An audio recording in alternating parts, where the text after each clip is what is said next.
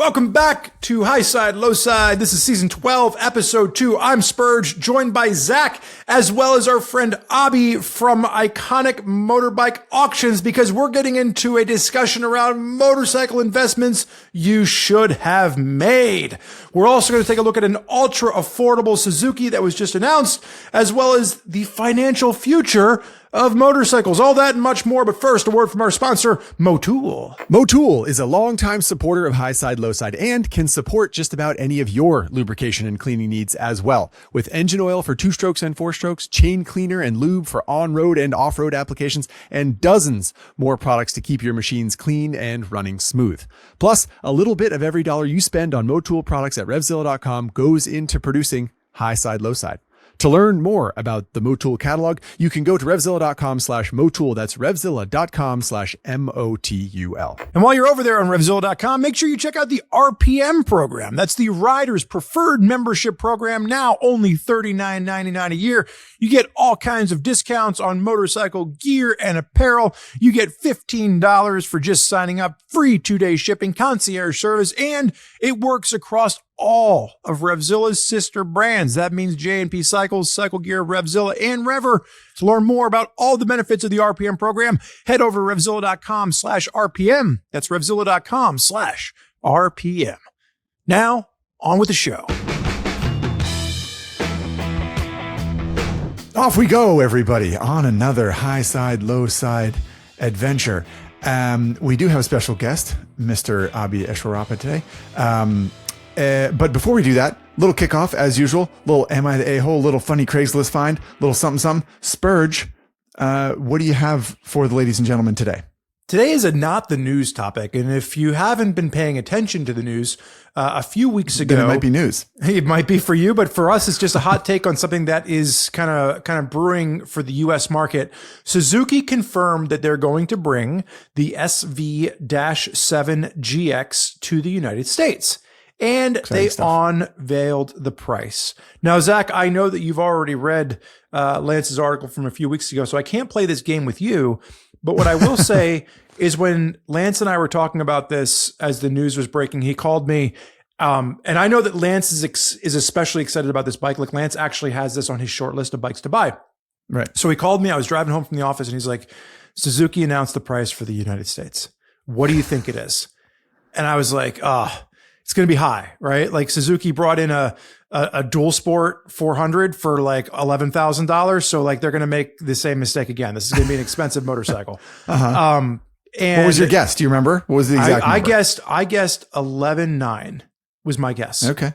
Right. And he goes lower. And I was like, okay. I was like 11.5. He was like, lower. And then I got down to like 10. Or like I was like 9,999. He's like lower. I was like, get the out of here. I was like, there's like at that point I was like, that's legitimately like if it's under 10, like that's kind of cool, right? What was the price, Zach? What is it going to list for in the United States? Technically, I think base price is $8,399, right? $8,400 for the all white one, yep. And it's $8,600 for the if you want graphics of some kind. And to be clear, this bike we're talking about, the SV-7 GX, is basically an SV650, but given the sort of BMW XR treatment, if you will. So like flat handlebar, upright riding position, a little bit of wind protection, a little bit of a fairing. So sort of like a tall rounder sport touring kind of a thing, except with an SV650 platform. So think Yamaha Tracer 9 or, I don't know, Multistrada V2. It's sort of like a baby Multistrada V2, right? Yeah, I mean, the bikes that Lance directly compared it with were the Tiger Sport 660, which is $10,500. Yep. And Zach, one of your favorites, a Versys 650 LT at a $10,400 MSRP. Yeah, I know. The Versys 650 used to be like $8,000. It forgot where it came from. You know, it's a big hoity-toity fancy bike now with the TFT dash and the this and that and the luggage and the 5-digit price. So it's interesting that Suzuki's coming in undercutting. And why are we talking about this right now, everybody? Well, obviously we feel it's apropos for this discussion about motorcycle investments and value and that kind of thing, because it's rare that you see a bike hit the market like this with sort of a surprisingly low price. When, to your point, Spurge, when they announced the price for the DRZ 4S, which is the 400cc dual sport at $9,000. Like, this bike's cheaper than that. That's crazy. I was being a little bit hyperbolic earlier with like the increased price, but like, yeah, this is more affordable than a 5-speed dual sport motorcycle that Suzuki announced a couple years ago. So I think that is not the newsworthy. I guess my question is, Zach, do you think this is a contender to top the Daily Rider leaderboard over something like a Versys 650 at this point? I mean, a little bit hard to argue. It's like it's $2,000 cheaper or something like that. And you don't get luggage, and there's maybe a couple other things you don't get, but it does seem like a pretty compelling package. I mean, the SV650 is like famously good, fun, reasonable motorcycle. And I ask you that because it topped the Daily Rider leaderboard in the past, like the SV did. I don't think it was like tippity top, but it was in the top. No, it was in the top 5 the one year. Yeah, no, and because it's great motorcycle, lots of value, lots of fun, lots of no pretension. So I do think I'm excited for this bike. I think it could be really good, and it's impressive that Suzuki's been so aggressive with the pricing, and I think that's a good segue. Speaking of aggressive with pricing, let's bring our special guest in here. I want to know I want to know what Abhi thinks. I mean, Abhi and I met at press launches. Abhi, in addition to running Iconic Motorbikes, which is an auction site, also runs Bicurious, where he does motorcycle reviews. Abhi, if you have an opportunity to go ride, an SV650 sport touring bike, are you excited about that? I am excited about it because, first of all, sport touring bikes are awesome, and they don't get as much love as they used to or deserve to. Lance is way on. He is 100% correct on that. And the fact that they're coming in, at least this one specifically, at such a reasonable price, I think is a huge deal. Not everyone likes luggage. I love luggage. So for me, I'm going to have to spend the money on that, but I get it. Here's the thing. What's up? Yeah. What is it, Zach? I think, well, I don't know how to, realistically, if someone said, is this bike going to be iconic in the future? Would you say yes? Oh, no. Probably not, right? No, absolutely not. So it's great value for now. Hang on, because not every bike, here's the thing. So I like how I just used your phrase. So my partner at Iconic and I, Adam, we have this phrase, which is every motorcycle is iconic to someone, because it means something different to every person, right? Sweet. Oh, cute. Yeah. But because at the end of the day, not every bike has to be the most something, the fastest, the whatever it is. That's the kind of bike that's going to give people a ton of motorcycling enjoyment over a lot of years. And frankly, that $2,000 you save on MSRP that's a good trip or 8. Fair enough. Right there. But hang on, I'm going to discuss this up. If you would, let's go back in time. And this is kind of the fun of what we're going to do in this episode. Let's go back in time. The year is 2003. And Suzuki just introduced the second gen SV650, right? At the time, did anyone go, man, the SV650 second gen, this is going to be iconic one day? No. People did not. People were like, oh, this is like an affordable little bike to run around on. It's not quite a Ducati monster, but it wants to be. And now, it might not be top. You might not have to pay $20,000 for one, but to get into a clean second gen SV650, you can't do it for $2,000 anymore. You're probably looking at like, $3,000, $4,000, maybe $5,000 for a clean example. So like those are bikes that still hold their value comparatively. And I would call that bike is iconic to some.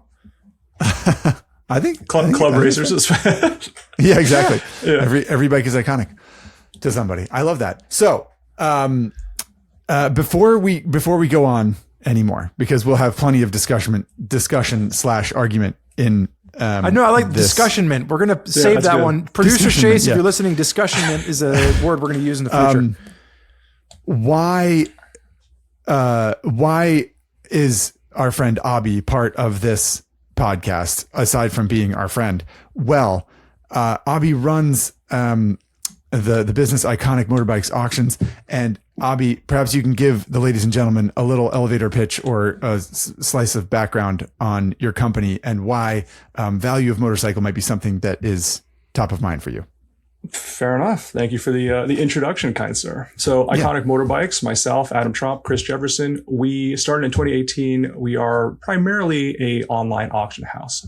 So that's why when Zach mentions values and bikes of things like that, we are obviously keeping a very close eye on that sort of thing.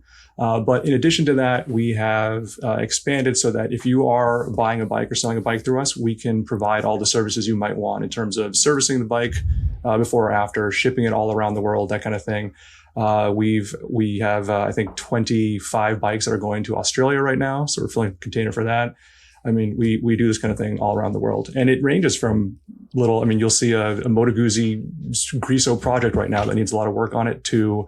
We just sold like a Ducati Super Mono or RC213 VS, that kind of thing. We're all over the place, just doing the things that we love with motorcycles, and hopefully helping you find a bike that you like as well. And one of the things you find your own iconic ride, whatever it may be. There you go. One of the things that I'll shout out with Abhi is that, I think through this company that you've created, I have been continually impressed with like the breadth of knowledge of motorcycles that you bring to the table. Every time we have you on the podcast, like you've almost become like this walking encyclopedia, especially around some of the rare and lesser known bikes, because, for people that want to sell something like a SV650, chances are they're going to go to Craigslist. But if you're selling, a one-off Japanese import that, you need to get it in front of the right audience, like you're catering to that clientele. And because of that, you've really developed such a cool, unique perspective and knowledge base for some of these rarer motorcycles. I'm flattered. I appreciate that. And I guess hopefully we get to put some of that knowledge to the test in the next few minutes here. Yeah, exactly.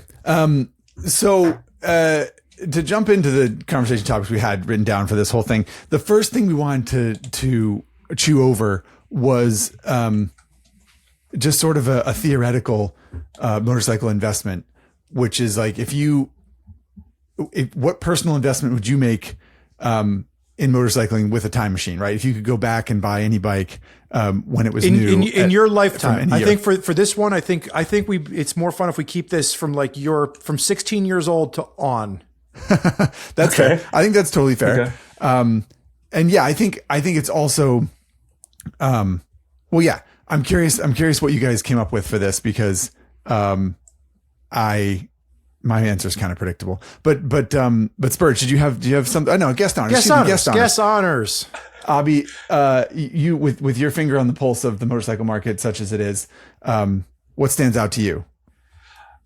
You're saying just from a purely financial standpoint? This is another good question. Is it we went back and forth in this in pre-pro? Is it financial or is it like the bike you actually want? I think it has to be the bike you want, or just like an investment. Like it might not have appreciated greater than the S&P 500, but like if you were to sell it today, you're not gonna lose anything either per se.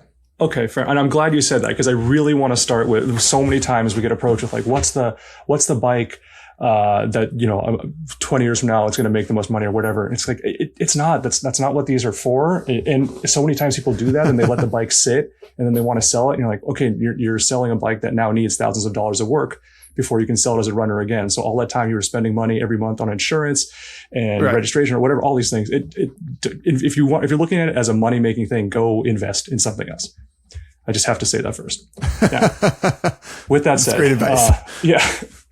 With that said, as you're talking about, 16 and up, which is good, because I think a lot of times some of the bikes that are getting crazy values right now are just really clean examples of bikes that were first bikes for people, and now they have money in their lives and are wanting to go back and kind of capture that magic. So I think sometimes I get surprised by this Honda Easy Cub is now worth crazy money. I think a lot of this is extremes. You're fast, you're most this, most that. Your fastest bike, like a first year Hayabusa, you're going to do really well on. First year 1998 R1, 1993 Honda CB R900 RR. We'll get there. Those kinds of what bikes. For you personally? Oh, I misunderstood. For you personally, if you could go back right now and young Abhi could buy a bike, what would be your time machine pick that you were going to go back and buy? Oh man. I would say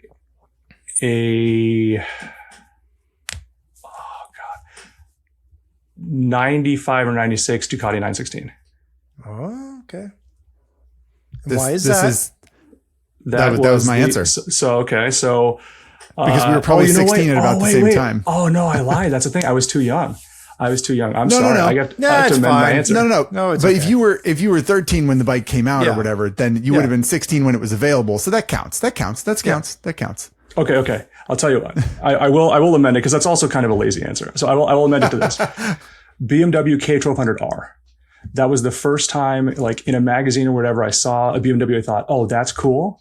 I couldn't afford it at the time, so I had to wait like many years later until I picked it up.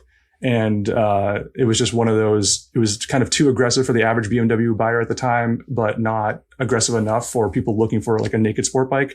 So they just didn't really sell well, and the value is still there. And if you still have a nice one now, it maintains it. So like I have 89,000 miles on mine, and I'm not going to really lose much on it, really, crazy enough, when I decide to sell it. Word. So you have one now. I still have the one that I think I've had it for 11 years. Okay. What year is it? It is a 2007 model. Okay. See, but BMW K1200R is iconic to Abhi. That's all that is matters. Is that a Spurs, flying? what's your Is that a answer? flying brick? It is, yes. Okay. It is one of the last ones. They stopped the R model in the US after that. And then they made some updates. They made some changes to made the K1300R, which is a better bike, but they did not sell it in the US. Okay. Wait, so hang on. I always thought the flying brick designation was the transverse or like the shaft drive. Is that your K1200 is shaft drive with the longitudinal crank? Yes, sir. Oh, I didnn't realize that. And when it went K1300, they went more traditional, didn't they? They went like with chain drive and the cylinders across the front. I don't think so. Did they not? That's just like the S bikes. Oh, interesting. Okay. Yeah. Look at this, Zach. You're learning a thing or two about. I'm learning everything. So, Spurge, what's your personal pick? Because Abhi's is pretty cool. He called mine lazy, which is fair. What's your pick? If I had to narrow this down to one, mine was a Ducati as well. Mine was a 2006 Ducati Monster SR 1000. I had just graduated college. I'd been riding for a year, and I had gone into the dealership to buy some brake pads, and they had a demo bike. I got to ride it, and I was like, holy shit. And he's like, do you want to buy it? And I was like, I do, but I'm, fresh out of college and I don't have enough money for two bikes. And so, it's not a bike that's appreciated crazy, but it's a bike that I think, still kind of holds its value and has a special place in my heart. And I have other Ducatis on my list too, but that's the one that if I was going to go back in time and probably buy, it would most likely be that one. That's a good answer. I don't know if you remember the article that I wrote about riding the Ducati Monster a couple of years ago, but that was like the whole linchpin of my article was like, is this the Monster that I would own if I had bought a Monster in 2009 when I thought I was going to, because I was so infatuated with that. All those S2, there was the S2R and then the S2RS. And there was an S4. Or S4R, right? Yeah. Which had the 996 engine in it, I think. That was the liquid cooled. Yeah. There was an S2R 800 and 1000. And then you jumped up to the S4R, which got the liquid cooled engine. And I think the air cooled 1000, like you said, that was the one I wanted too. That's very balanced. That's cool. That's a cool bike.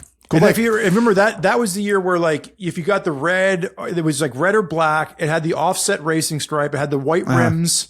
I think cool. 2006 was the only year where you could get the white rims on it. Like it was just a cool looking bike. Okay. So now I want to go back to, I want to circle back to Abhi and say, cause you talked about your K bike, and like how the value has held. What do you know about S2,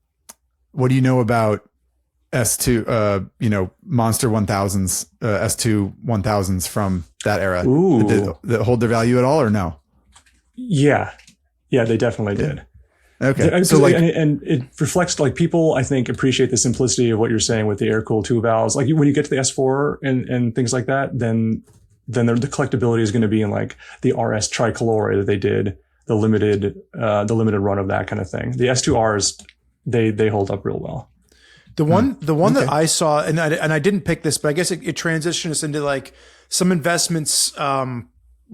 See, the problem here is that like the one Ducati that I have on the tip of my tongue is one that I actually didn't see coming, which I know we're going to save for later. So I'll shut the hell up for a second there and pivot. Well, but go ahead, pivot to my pick, my lazy pick of OG 916.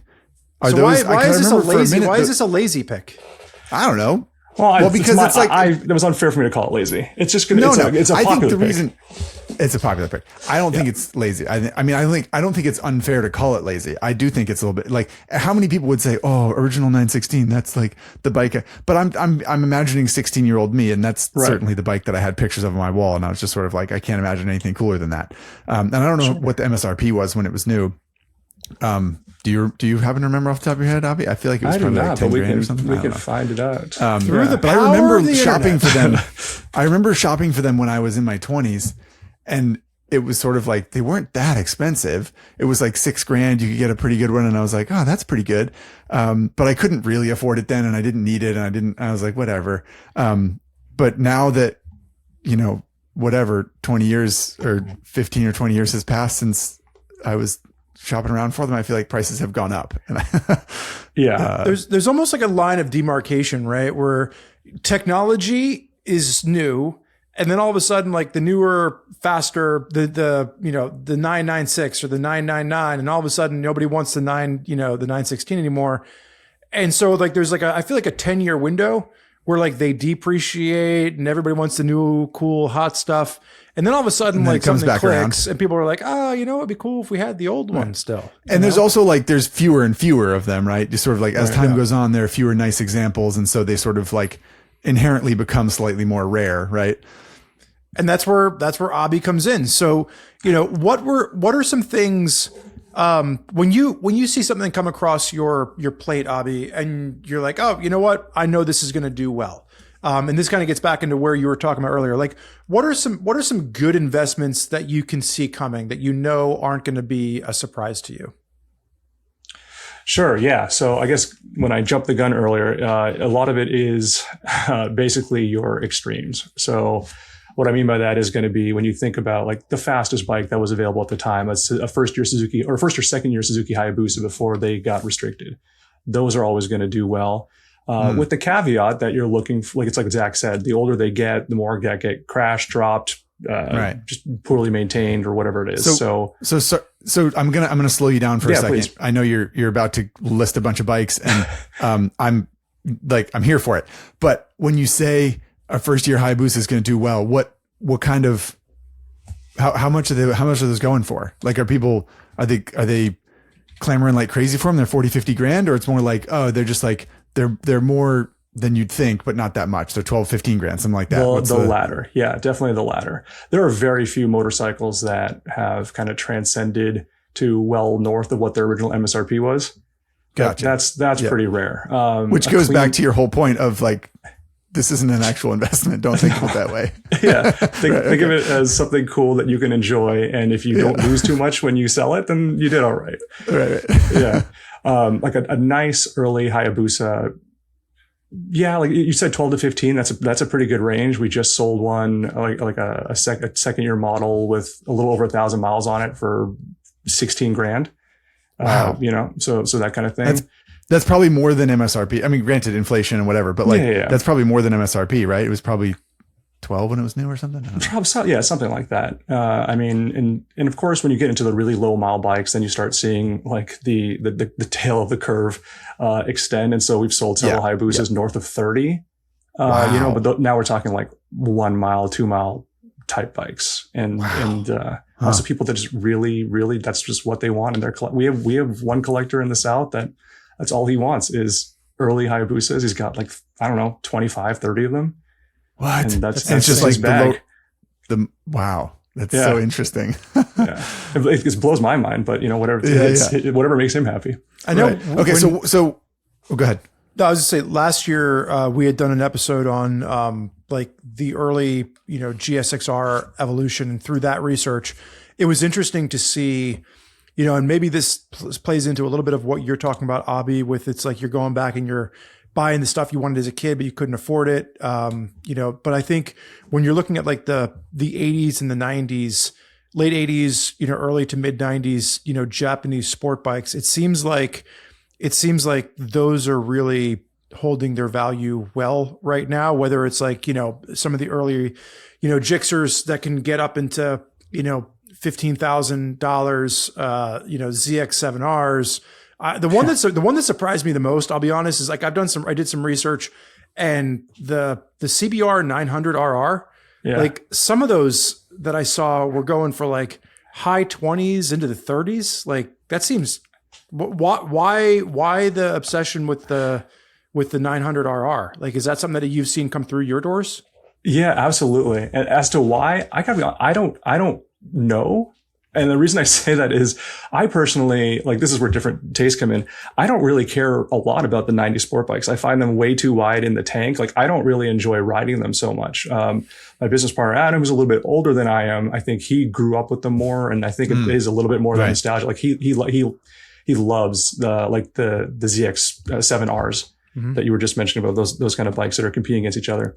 But yeah, I think a lot of it is, we have clients that had a 900RR back in the day, maybe had a nice one, maybe had a weirdly customized one, whatever, sold it, moved on with life for whatever reason. And now they want to get one back. And so, when you talk about those 900RRs that are getting up into those kinds of values, I mean, we sold one years ago for, I think, between 25 and 30. It was basically a 0-mile bike that had a little bit of cosmetic damage that was refinished and that kind of thing.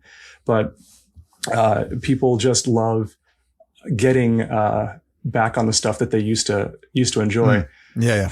One of our clients is Steve Rapp. I have to tell you, sorry, just a quick story about that. Yeah, Steve Rapp, you know him as the racer.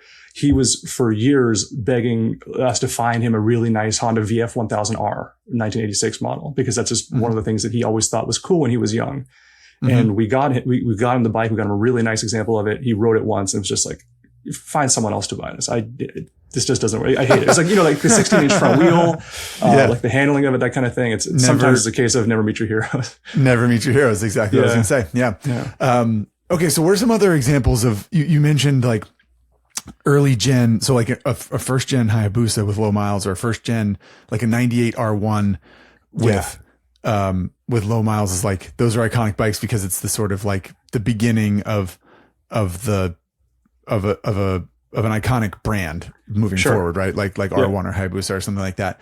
And you're suggesting that superlatives do, so like the fastest bike of the time, or I don't know. So what else? Like the most expensive bike? Or what about like I don't know. Well, even your 916, even your 916 that you brought up earlier, like I think that's a great example. And people love the story that there was the fire at the paint shop. And so they had to move production from Bologna to Varese for the first year. I don't know if you're familiar with this. Tell the story, Abhi. Tell the story. Okay, so the quick version of the story is Ducati announces the 916. It's gorgeous. Everyone's really excited to see it. And right as they're about to start production, so Cagiva is making the first year bikes, and that's why you get the little elephant on some parts of it that people love to see. But right as they're about to start production, there's a fire, and I believe the paint shop at the plant that they're going to be making these bikes at. So Ducati has to scramble, and they end up hand building a lot of the original bikes, or the first year bikes, I should say, at their plant in Varese in Italy. So we actually, when you look at the VIN, I can't remember off the top of my head what digit it is, but the Varese bikes actually have a V instead of a B for Bologna in the VIN itself. And that's how you can identify it's one of the ones that they had to like sort of improvise to make. And I think in an objective way, you would think, well, that should make it worth less. Like it's probably not as well built as it would have been if it was in the more modern plant, that kind of thing. But sometimes it's like the story behind it for a lot of people. And those V bikes, the Varese bikes, typically trade for more than the Bologna bikes. I'd imagine that's from a rarity standpoint, right? And it kind of gets back to the point that we were talking about earlier. Like they were only made in that factory for 1 year. So whether or not it was a quality thing, like just there were less of them. And so therefore, if somebody wants one, they have to pay more for it. Yeah. And how many of those are there? Oh man. Like thousands? Well, probably. I'm going to have to look that one up. I apologize. Okay. Well, Spurgeon said that you're a walking encyclopedia, and 2,663. Okay. Well, there you go. That's more than I would have thought. Yeah. but it's understandable that those would be desirable. I'm looking up so like just a basic 916 though, not like a limited edition one or a Varese one or whatever, but just like stock 916, like nothing special. 10 grand, 15 grand nowadays for one. Yeah. It's like, I mean, God, maintenance is so crucial on that. And as they get older, it's hard to prove how well they've been maintained. I'd say like, 8 to 15, depending on condition.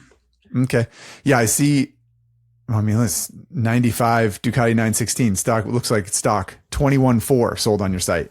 So they can go for 20 grand or so. Oh, they can go for, I mean, a couple of years ago, we sold two within like a week of each other, north of 30. Oh yeah. I see this one, 31.3. Wow. That's a lot of money for, and those are low mile, I assume, or they're just sort of like really clean examples or. Yeah, that one was a bit of both. That was definitely a clean one. It was very low miles. And what happened was the owner had two of them. And so when the first one sold for really good money, he basically reached out to us and said, if the second highest bidder wants another one that's really nice for basically the same money, I'll let the second one go too. Okay, we can arrange that. What's the difference? So I'm looking at a couple different ones right now. Like, what's the difference between like a regular 916 and like the 916 SPS? So the Sport Production Special, this is where you start getting into homologation. And I think this is one of the things that Ducati did better than, say, basically the Japanese companies. Like earlier we were talking about, you have the 900RR and you have the R1. Japanese companies didn't really do a good job, in my opinion, of like making special editions of them. Ducati, on the other hand, really did a good job. So king of special editions. Yes, king. And I think they're probably taking it too far right now. Well, that's a different discussion for later. But like, the SPS Sport Production Special, they made the 916R. They made different homologation versions of these bikes. And in general, the SPS version is going to have Öhlins instead of Showa suspension. It'll come with Termes. It's almost like the performance upgrades that average people would do at the time anyway, but just from the factory that way. And sometimes they would even do it like a 996 SPS that they sold in America, even though it was like it had all the lights and everything, because of the exhaust and a few other things. They had a sticker on the frame that said, this is closed course competition only. Cannot be registered, and people would just ignore it and take it to the DMV and put a plate on it and go ride it like they should. Which I was like, that's awesome. That's kind of fun, and probably doesn't happen anymore, I'm guessing. At least not in the state of California. Like bureaucratic hoops to jump through. Yeah, that's true. State by state can be pretty different. That's very a really good point. There, okay. So what other, so we're on the topic of good investments that you saw coming, like things you could see coming. Like, I guess one of the bikes I found in my list of like, I did a brief search of the internet of like, most expensive bikes ever sold, just as a kind of a, whatever, to give myself some context and to have some stats to drop on people when we had this conversation. And one of the ones I found was a 1968 Honda CB750 prototype, like the Sandcast. I think that's the Sandcast engine prototype, like the first Honda 750 inline four, that was produced, and like a pre-production version of that, I believe, is what this bike's, and it was like, I mean, it sold for like $300,000 or something like that. And I guess, so I'm curious, what other bikes, in this conversation about good investments you saw coming, and you sort of said superlative stuff, fastest bike of the time. What are some other ones that stand out? Are there other, aside from, early gen sport bikes that you've brought up? Like, are there any, I assume like first gen V-Strom 1000 is not pulling in a lot of money, because that's not a bike that people really, sadly, come on. That's no. No one's the DL 1000. It had undertail exhaust, just like a 916. People, come on. Yeah, get excited. That's a bargain. That's a future investment. You can buy it at basement prices now. But yeah, like what else aside from like the sort of racy stuff or like Ducati limited editions? Are there other things that sort of that seem obvious in retrospect, like first gen versions of something that someone might not think of? Well, fair. Yeah. So I think it's I guess hindsight's 2020, right? Sure. In retrospect, I think so let's take a Honda Rune, for example. Those bikes, hopefully you're watching the video so you can see the image on screen right now, which is there you go. So we'll move away from some sport bike stuff. Like a Honda Rune, Honda lost they lost their tail. Their tail, yeah. They lost their tail on each one they sold individually. But which means that even though it was expensive when it was new, it was way less than the cost of production. And people are, it's like, I think Spurgeon mentioned it earlier, like, first they go for sale, prices go down a little bit, and then they kind of come back up as people realize, what made it special or whatever you want to call it. So I think the Honda Ruin's a good one. A Honda CBX. But before you move on from the CBX, the Honda threw the kitchen sink at the Ruin when they introduced that, right? Like, yeah, absolutely. I read a number where supposedly it cost them like something crazy, like almost $100,000 a bike to build, like some stupid number. If you include like all the R&D and tooling and all that stuff. And they just didn't, they only sold them for 2 years. I remember back when I was working at the dealership in 2011, 12, I was in charge of going down to the big auction in Atlanta. And at the time, my boss who owned the dealer was a huge fan of the Ruin. He had one, and anytime one came up at auction, he would buy it and then flip it and sell it. And so like we had this open to buy for Honda Ruins even then. And at the time, I remember like if you could get them for like 20 grand, he's like anything below 20 grand, just buy it. I want it. And now like I saw a couple examples, because this was one on my list too, where like during the pandemic years, people were paying like upwards of almost 30 grand for a Honda Ruin, which that you couldn't give these bikes away when they were brand new. They were sitting on dealership floors marked down to $15,000 and they couldn't give them away, Yeah. So yeah. I mean, crazy. That's the sort of like, I remember, I feel like this happens in the automotive world too, right? Like cars that isn't this the whole, I don't know my car history very well. I'm a like loose car head, but, the Hemi Barracuda, for example, is like a super desirable muscle car. And as far as I understand it, one of the reasons that it didn't sell very well when it was new, like they came out with it and like people didn't buy it, or maybe it came out like gas crisis times. I don't remember what the story is, but my understanding, which is fuzzy as I have explained, is that it didn't do very well initially. And so there weren't very many units sold. And then later people decided, oh my God, that thing's awesome. And then once everybody agreed that it was awesome, then there aren't very many of them. And then the prices just exploded because, and so that's sort of what happened with the Ruin, right? It was sort of like people were like, like you said, and they're marking them down on dealership floors and no one really cares. And then later when everyone decides that they think it's awesome, well, they didn't sell very many. So now all of a sudden prices spike because the supply's low, right? Is that kind of the story? I would also say too, with the Ruin, for just to back up for a second, for people that are listening that might not realize what we're talking about here, this is a 6-cylinder motorcycle that Honda built off of their Valkyrie engine platform, their Goldwing engine at the time. It was crazy Art Deco in its design, trailing front fork, like chromed brake rotors. I remember the artwork at the time. We've talked about this before in the podcast. The artwork at the time was like, it looked like a Molly Hatchet album, like with these crazy like Norse, figures holding swords, and like it was just It was an exercise in art, single-sided swing arm, I believe. Like it was an exercise in Honda really doing something drastic for the cruiser market, trying to play in that custom motorcycle craze that was happening.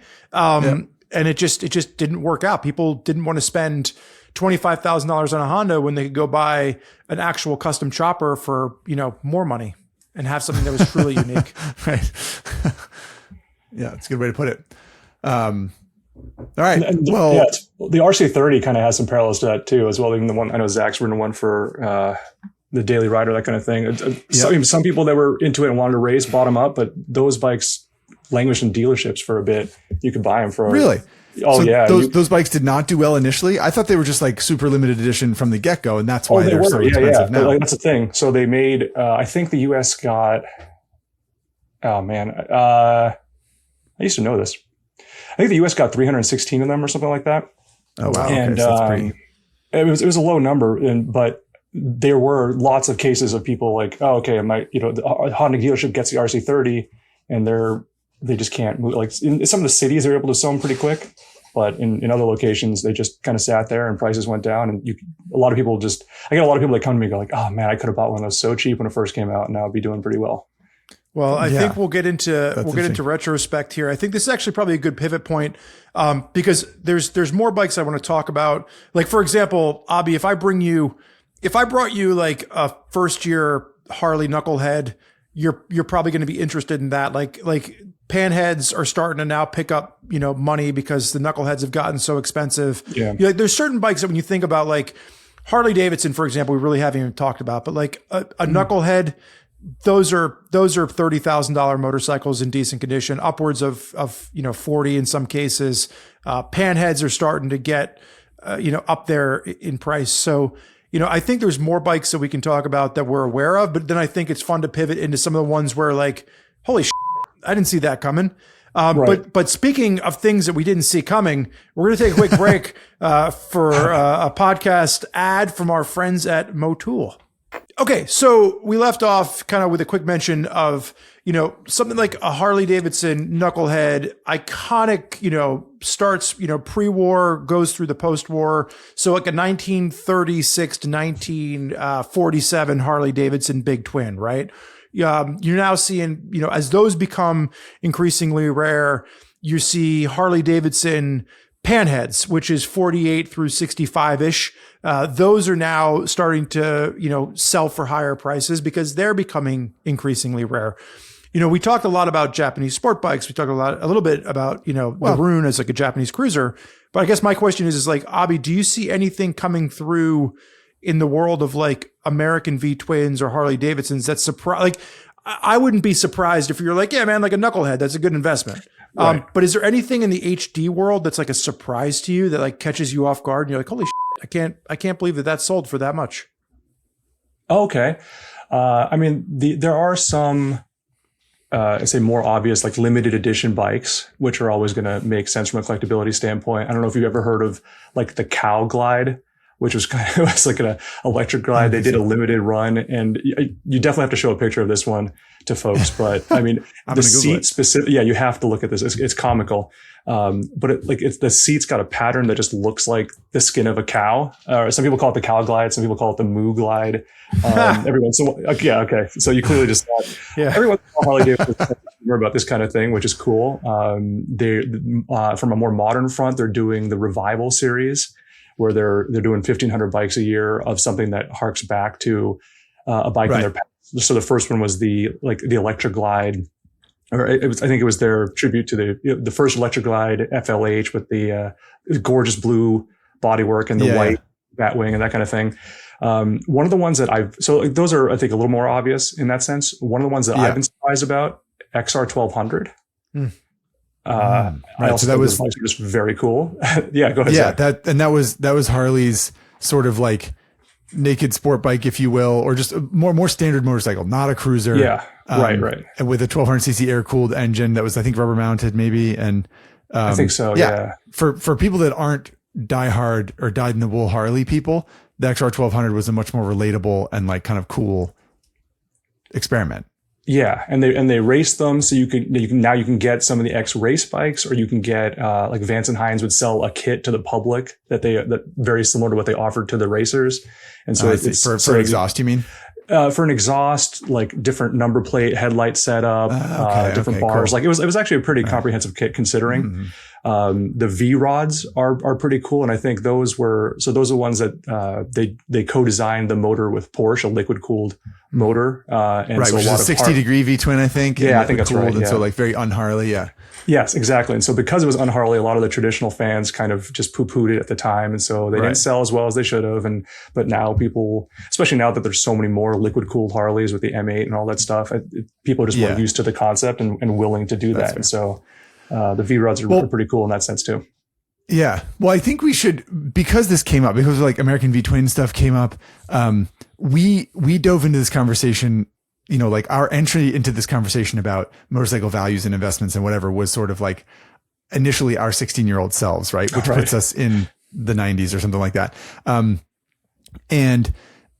I do think that if you're talking about, I briefly mentioned that list of like the most expensive bikes ever sold or something like that. If you look at a list like that, what you're going to see is a lot of very old, pre-war, probably, like pre-World War II American motorcycle. It's going to be like brands you feel like you probably never even heard of, like Henderson and Ace and stuff like that, or Flying Merkle. There's like board track racers and all these like really weird kind of esoteric, extremely old, like 100 years plus old motorcycles that are worth hundreds of thousands of dollars because they're extremely rare. And this was the only one that had the steel strap that went across the tank to the thingamajig, and people just, right. It's like, it's something really, and I think we didn't dive straight into that era of motorcycle or that sort of style of collectability because that isn't really what we're meant to be talking about, which I probably should have said at the beginning of the show. It's more like bikes that are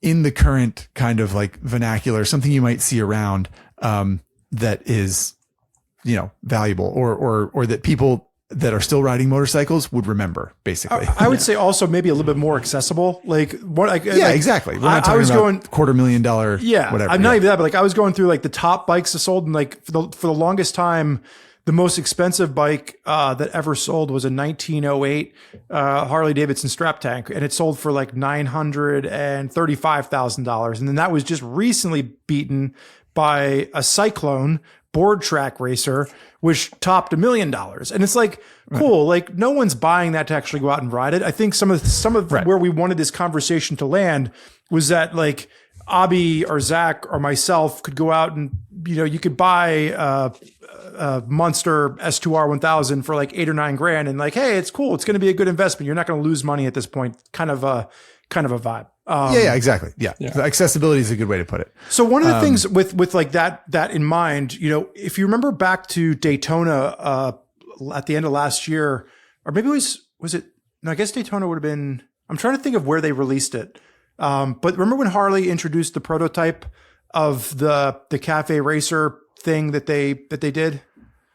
Oh yeah, the XLCR thing. XLCR. I think that was at Mama Tried, wasn't it, when they first showed it off? No, I thought it was at Daytona. Daytona. I'm 99% sure they released that at, I want to say Daytona. Anyway, like that was like their modern take on the old 70s XLCR, which is like another bike. Like, you know, they couldn't, you know, back in the late 70s, Harley couldn't give that bike away.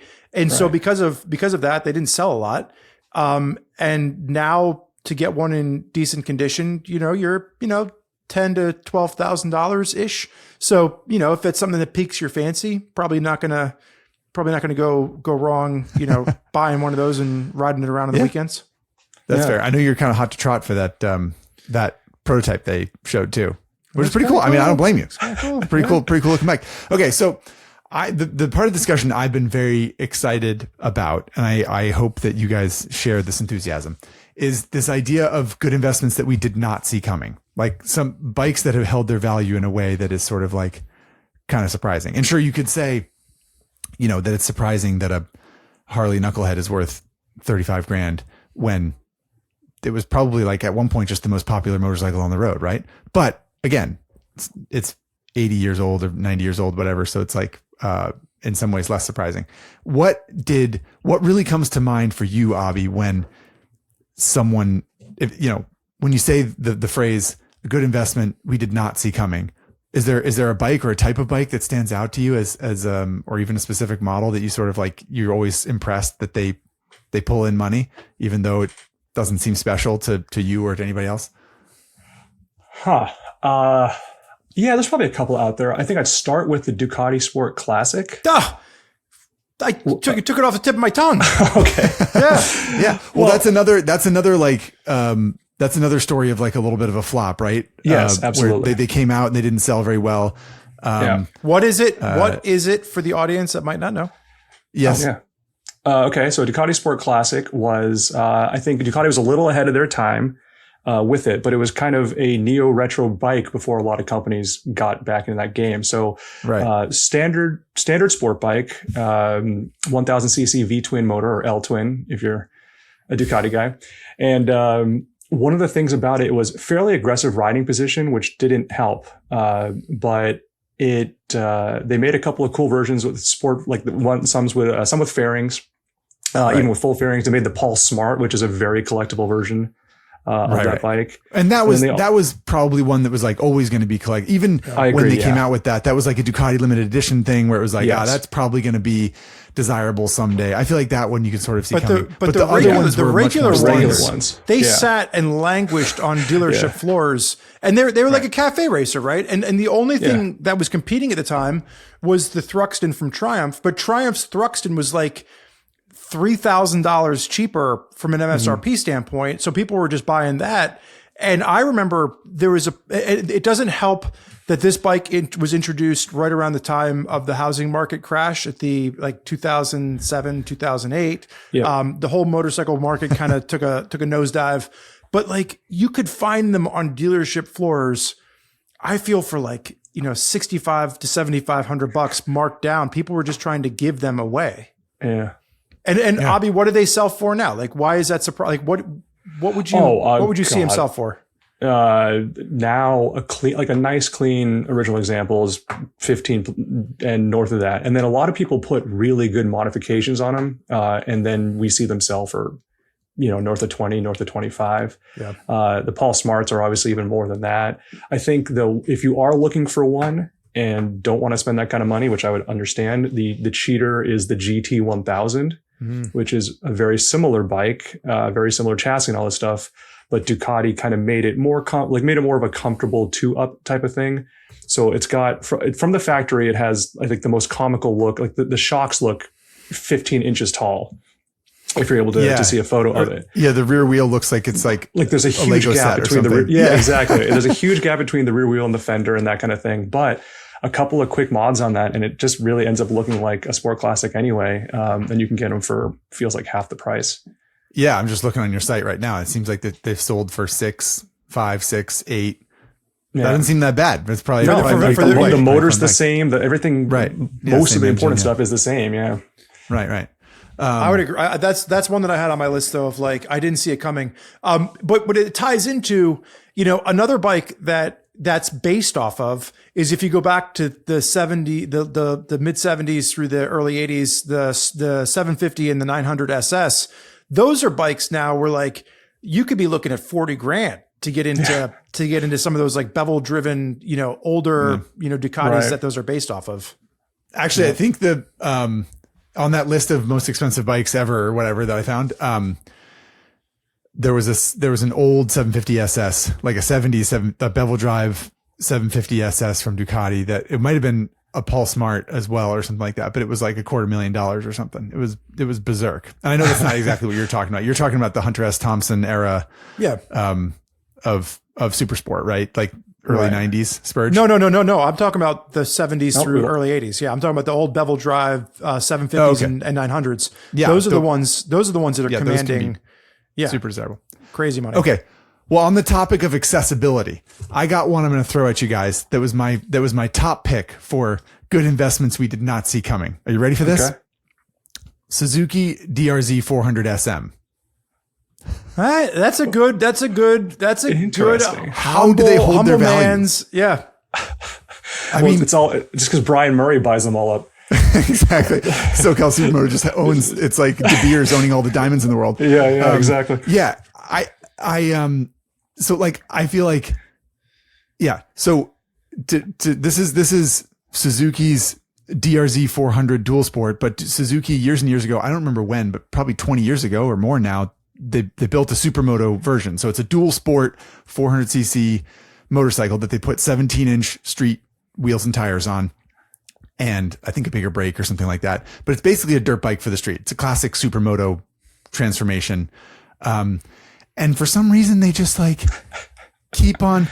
Guys, I found one that's new. It's at a dealership. It's practically new. I think it has, I'm trying to load the page right now. It has, I mean, they say the odometer is 0, but it looks like it has 500 miles on it or something. 2024. It is listed for $6,000. So that's not a lot of money. It's not an expensive motorcycle. However, also found one listed 2006 DRZ 400 SM for $4,900 for $5,000. It's 20 years old. Yeah. And it has like 12,000 miles on it. Lance and I talk about this all the time, just with like the Suzuki is probably the king of the pile, but like these factory supermotos. Oh yeah. Like why are like he was looking forever and he finally bought a little KLX 300 SM that Lance, our managing editor for Come and Tread, rides around as a daily rider. But like, he's just like, he looked for years to find one that wasn't so like through the moon expensive. Oh, really? Yeah, So and it's not the just Suzukis DRZ 400 SM. It's like other little supermotos of the same. I can't think of any others aside from those two. The, But the DRZ is the pinnacle of like, why is this? Why can you not find these for $2,500?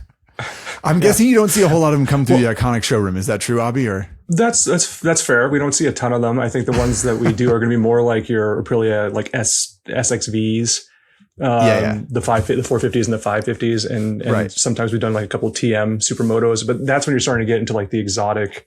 It's two very different schools of thought with supermoto. You get like the very high performance, got to do oil changes every 10 hours type of supermoto, or this. One thing I do want to say though, there is always going to be you can't say always, but there is frequently a big difference between the asking prices that you are seeing and saying right now versus what these things are actually going to go for. So, but it's been like a decade of people asking more money for DRZs than you think that they're worth, and you just I assume.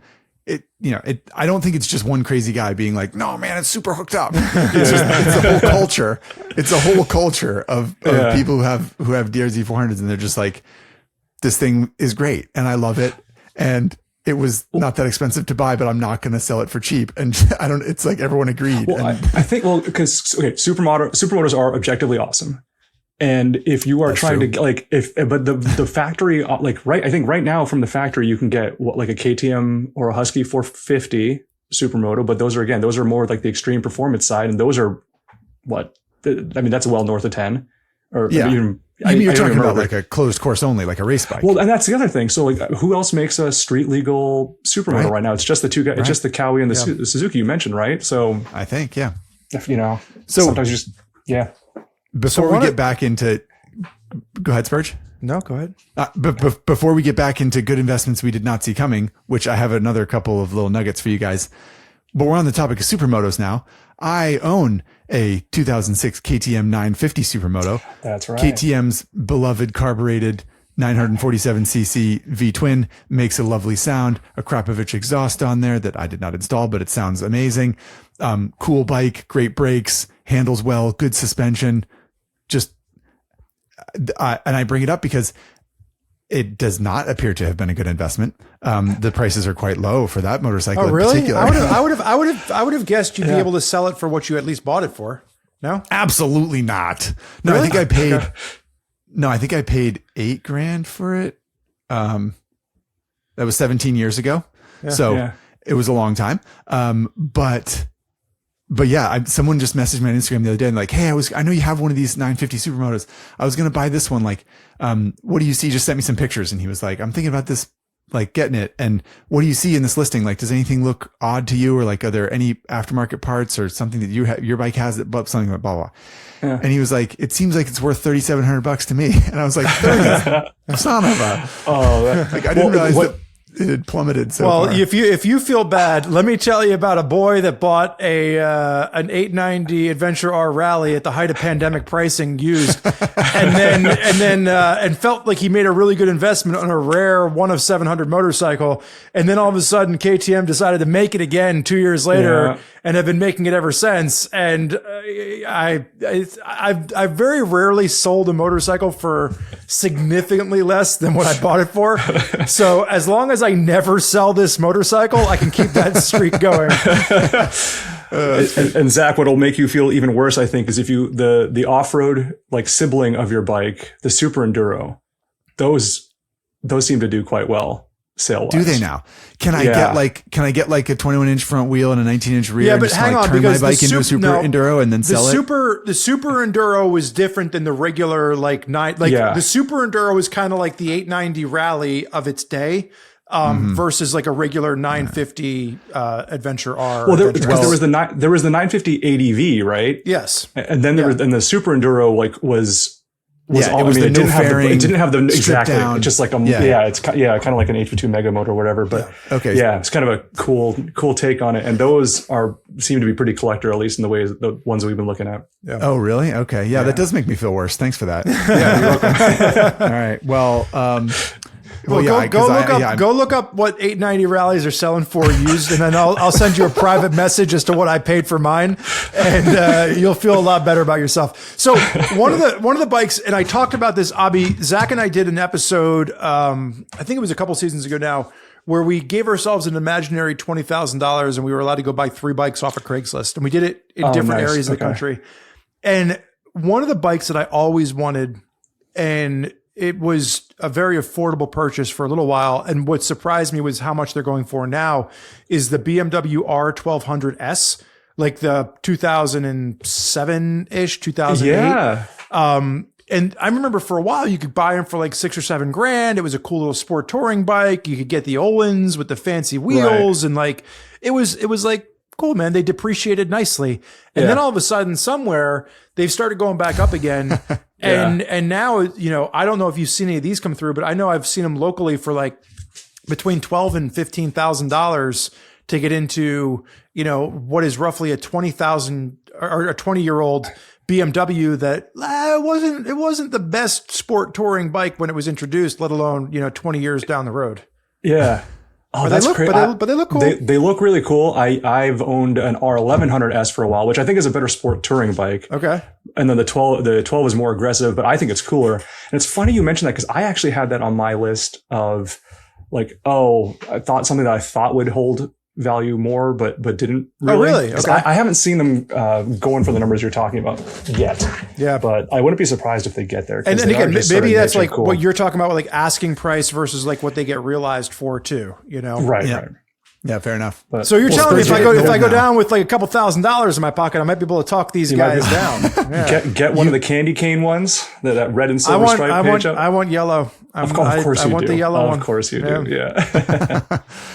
I think you're getting old now, Spurge. You should just get an 1100 that was a little bit more comfortable and split the difference. I am getting old. I'm standing at my standing desk because my knees are uncomfortable to sit right now. So like, yeah, I don't know. Oh, no. I don't know if being you know, crammed up on an R1200S is right for me in my future. No, it's probably not. So what about some other bikes that have like really held their value in a way that might be surprising? Abhi, Spurge, either one of you got anything on your list that really stands out to you? I'll throw one out, and I'm curious what you guys think of it, because some people disagree with me. The first or like the early BMW R9T, because it came out. Why is that different? Why is that different for people that might not understand what the R9 became? Good question. Yes. Okay. So BMW comes out with this bike, and I think it looks gorgeous. Call it a roadster, call it a naked sport bike, or whatever you want. But it also gives me like that monster vibe of it being, Ducati monster vibe of it being like a parts bin special, right? Yeah, like they take the old leftover 12, engine. Yeah. Yeah. And it's a very lovely looking bike, but in my head, I'm like, it's like it's a leftover thing. They'll sell a few of them. And it became so popular that they then expanded the model line. And I think every way that they expanded it, they diluted it and made it worse.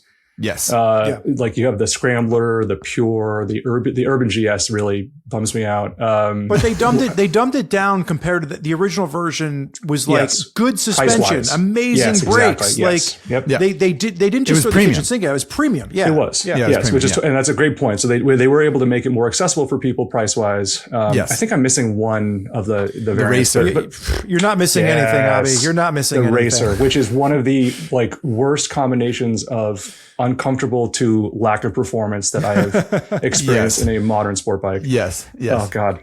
Anyway. But yeah, I think I was just, we were all at the launch together for the Scrambler, weren't we? When they took us, when BMW took us. Yes, New York. Yeah, we had our romantic cruise around Manhattan. And then someone that shall remain unnamed looped a wheelie. Yeah, looped out over that wheelie bump and like chucked it into a ditch and broke the rear wheel off. And then Kevin Wing got all those amazing. Oh, that was a great. That was a great day. That Scrambler was not very good. And where you were going with this, Abhi, is that the original one that they made for a few years, I think, in its original trim was pretty premium and pretty nice. And your initial thought was like, it's just I think these are going to just plummet in value. No one's going to care too much, whatever. And they have held their value well. Interesting. Wow. Yeah. I didn't know that. That was a surprise to me.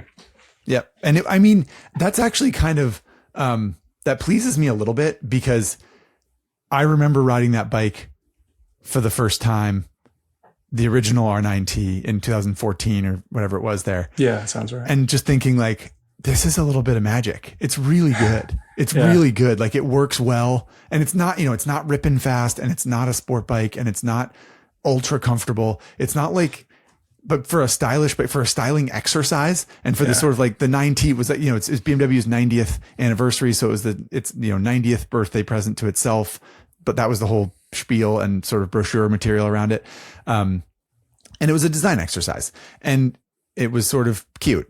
But when you rode it, it was like a good motorcycle, really like well balanced and like worked well. So that kind of, I don't know, that's heartening for me a little bit that they've held their value, because it feels like even if it's only style and only, just like superficial reasons. Yeah. The fact that I know that that's a pretty good bike sort of makes me happy that people are, Zach, what's one enjoying that's on your list that you feel, just didn't retain its value outside of the bike in your garage, which you're just talking about, obviously. Outside of my personal bike. I'm not coming to you for investment advice anytime soon, and I guess nor should you come to me. But like, what's one that surprised you? Would that for dropping in value? Yeah, that that you just or that you just didn't see coming, that it skyrocketed. What's one that I don't. The only other one I have on my list. The only other one I have on my list, honestly, is well, I have, I guess, two sides of the same coin, kind of. But the bike that I was going to bring up was the Honda Fury. You familiar with the Honda Fury? This is Honda's like if it's not the Rune, it's the Fury. Exactly. The Honda Fury is the sort of like mid 2000s chopper craze. Like think of like biker build Orange off. Orange County chopper. Yeah. Exactly. That kind of like era of bike, except it was Honda's version of it. So it was this sort of mass produced, but it was like a swoopy sort of peanut tank and a low seat and a chopper front and a raked out front end.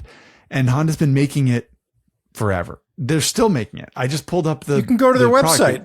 $11,500. You can go to their website, buy a new one right now way. for $11,500.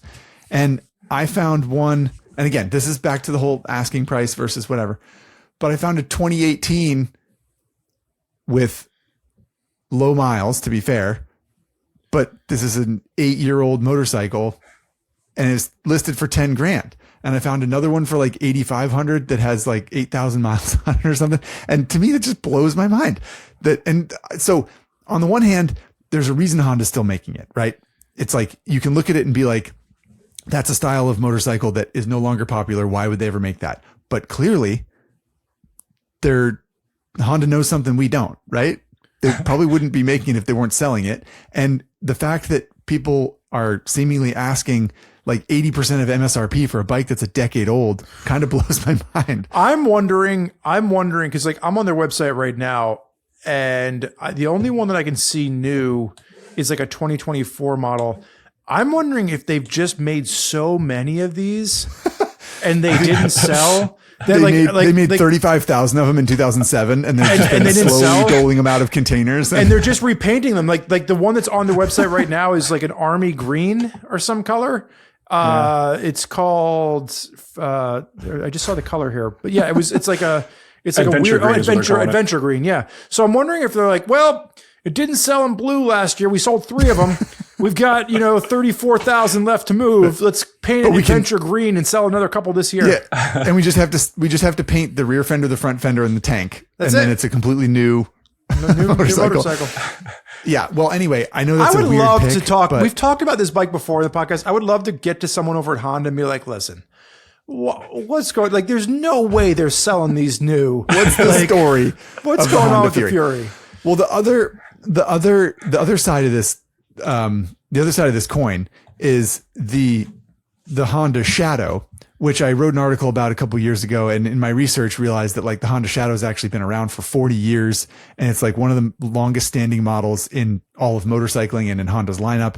And it's basically just like, it looks like a cheap Harley knockoff. If we're being really unkind and honest about it, it just is like a regular old Harley thing clone that's supposed to be a Harley that isn't a Harley. And But one of the things that blew my mind was that I rode around this Honda Shadow Phantom and, sort of felt like you were riding a Harley, kind of, except the transmission worked really well and the brakes were good and stuff like that.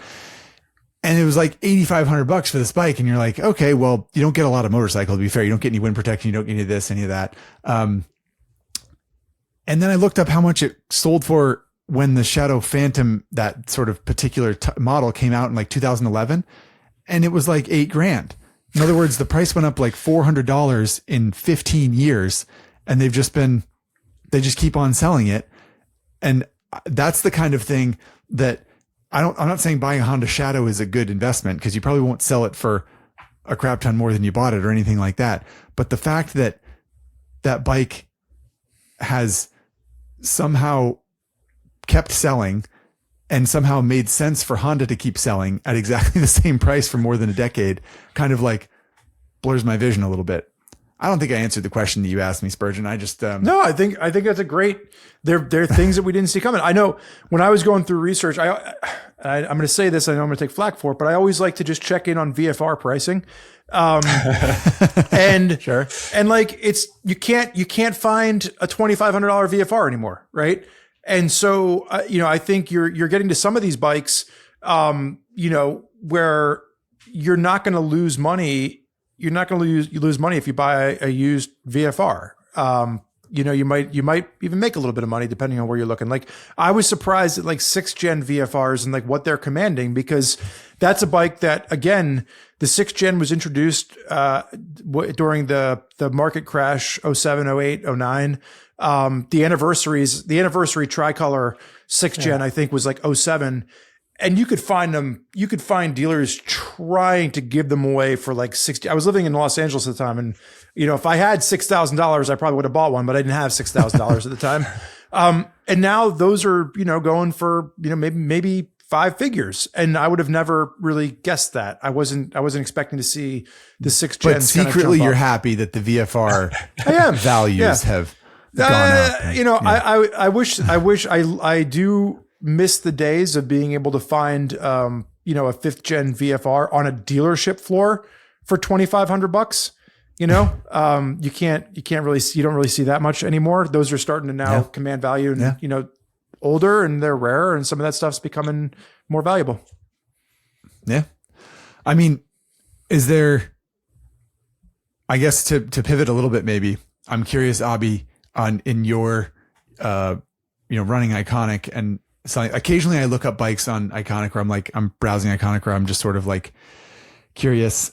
And I look up a bike and I see that one sold for like $2,100 or something like that. And I'm like, wow, that just seems like a screaming deal.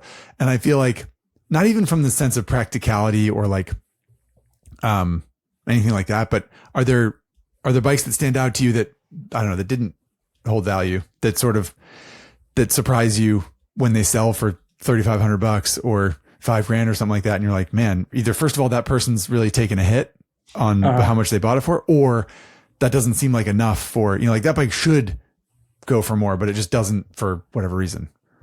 Okay. Well, it's funny because Spurgeon just mentioned the VFRs. I actually, like a good 25th anniversary with the bags and like all done up, that can push 10 or so, but we typically see them more, I'd say 5 to 7 kind of thing. And I still think they're undervalued. Like I think that they're great bikes that for the dollar compared to what they originally sold for is one thing, but I just think those are undervalued.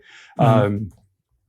I feel like CBR 929s and 954s especially sell for way less than they're worth. The naked so that was sport bikes. Oh no, the sport bike, just the next generation of like a 900RR. Okay. So yeah, it was between the 900RR and the 1000 basically, 1000, right? Exactly. They had the 954, 929 and stuff like that. So those are like good bikes as far as you know, and they just like don't. They're great. Yeah. So the 929, they introduced fuel injection and it worked well. And the 954, they just took care of everything. But I think sometimes maybe it's the American market where they're competing against every other bike, which is 1,000. So bigger is better or whatever you want to call it. Interesting. They just those sell for a lot less than I think they should. The early Hinckley Triumphs. I'm always surprised with like what an early Street Triple or Thunderbird or really any of those bikes, they sell for peanuts. Yeah, that's the Triumph. The Triumphs were on my list. The Speed Triple specifically, like the Street Triple Rs, I feel like for whatever reason have held their value better than the Speed Triples. But you look at some of those early Speed Triples, even like the 1050s or like the 955s, like you can find them for really next to nothing. And some of those bikes were just rip roaring good, and they've aged well. And you can find them for like, $3,000, $4,000. And that's a hell of a motorcycle for that kind of money. Yeah. So I agree with you on that one, Abhi. Or even if you stick in the Triumph family, I think one of the things that surprised me is like earlier in the episode, we were talking about it, like it's almost always a gimme that if you're doing a limited edition, it's going to hold its value or whatever. Triumph came out with what I thought was a cool concept, the TFC, the Triumph Factory Customs, a while back. And they did limited, like I think like 750 versions of everything in their lineup. Thruxton, Bonneville, why am I blank? It was the Rocket 3, Speedmaster, that kind of thing. And it just seemed like one of those, okay, collectors are going to go nuts. It's going to sell. It's going to immediately increase in value, that kind of thing. And the Thruxton holds its value, but everything else is pretty much tanked.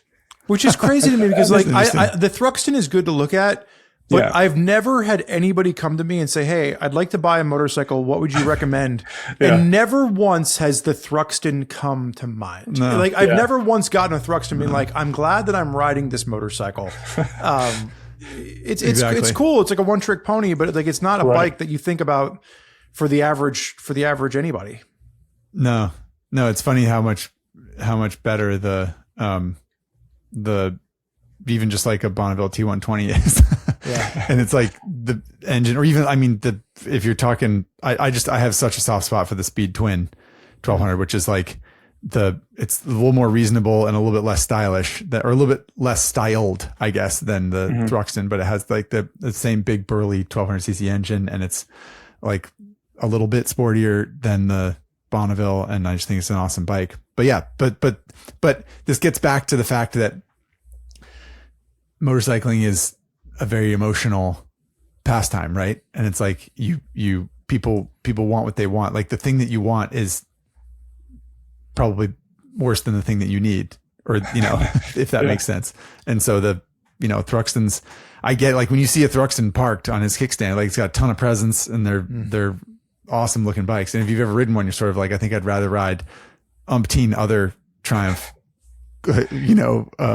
models that are just sort of like more practical and just as capable, but that doesn't necessarily cut the mustard when it comes to pricing, I guess. I have a bike, Abhi, that I know was sold through Iconic, and it's a specific bike. But I was surprised that it didn't sell for more.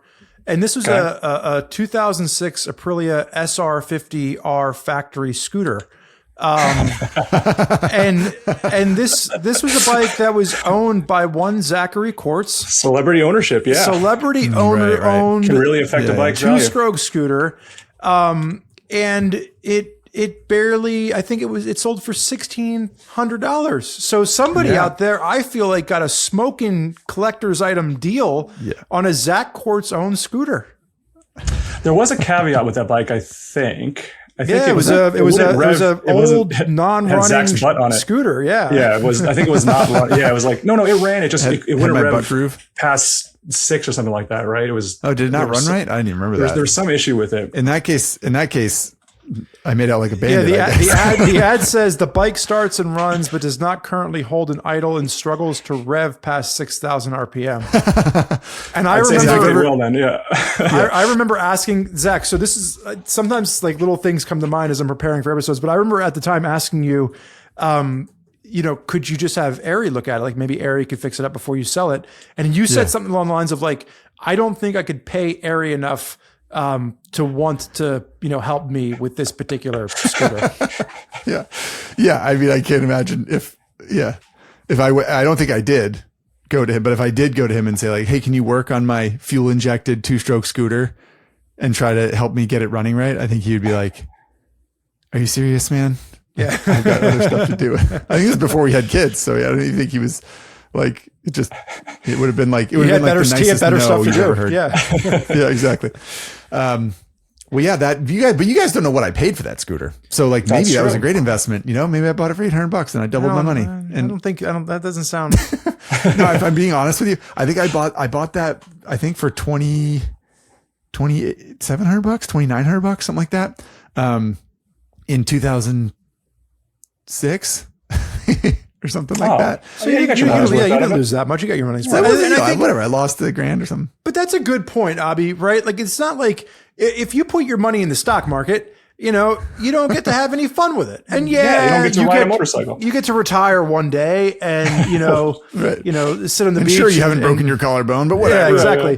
But like, it's one of those things where it's like, yeah, like some of this stuff is about like, how much fun can I have while I own it? And then can I sell it and, get some of my money back? And then like whatever I lose or wherever it balances out, like I'm paying for the fun, of the miles down the road. Yeah. Okay. So that's a great way to begin the wrap up here. I think I do have one more thing. I want to pivot into this listener comment that we're gonna go out of order today, and we're gonna serve a listener comment to Abhi because we think it's pertinent to this conversation. But before we do that, I got one last question for you guys. What is the vehicle? And I have a proud answer for this. This is why I'm asking. What is the vehicle that you have purchased and then resold that you are most proud of from an investment standpoint? Like that really like turned over well? Like, did you buy something for $5,000 and sell it? Our buddy, Andrew, Spurge, he bought a flippin' Yamaha XSR 900 in like 2017 or 2018 for $7,000, I think, or something, $7,500 maybe. And he sold it a couple months ago, last month or whatever, for like $7,000 or $6,500 or something like that. Wow. And he put like thousands and thousands of miles on it. And like, I mean, that's not a bad turnaround, especially for a motorcycle. So but do you guys, and I'm talking anything, I'm talking cars, I have a story. RVs, motorcycles, boats. I have a story that involves Abhi. So I bought a 2015 Triumph Tiger 800 as my first adventure bike. I bought it from Triumph's press fleet. It had like 4,500 miles on it when I bought it. I rode the wheels off of it for like 3 years. It had over 20,000 miles off on it, like hard, like Spurgeon learning how to ride an adventure bike, crashing Spurgeon Dunbar miles. Yeah, but like Spurgeon Dunbar, like really learning how to become Spurgeon Dunbar. And tipping over here and there. Yeah. And so when I bought my 1090, I was like, I can't afford to have two of these bikes in the garage. And I bought it used from the press fleet. I think I got it for like $10,000 in 2015. So they gave you a little bit of a deal on it. I got a little bit of a deal. I mean, it had 5,000 miles on it. It was used, but it was a little bit of a deal. So I bought it for $10,000. And I when I was getting ready to sell it, I had called Abhi and we were talking about something. And I was like, I'm going to sell this bike, yada, yada, yada. And I didn't think anything of it. We were having a casual conversation. He's like, I think I know a guy. And Abhi had an associate or a friend at the time. And he was like, yeah, he's looking to buy a Tiger 800. He would be willing to buy yours, but you have to get it out to California. And I was like, okay. So Abhi and I start going back and forth, and we decide that we're going to, I'm going to drive the bike to California. We're going you ride a motorcycle. No. I'm going to trailer it out. Oh, a trailer it. Okay. Yep. Sorry. I thought you meant ride it. We're then I'm going to meet Abhi in LA.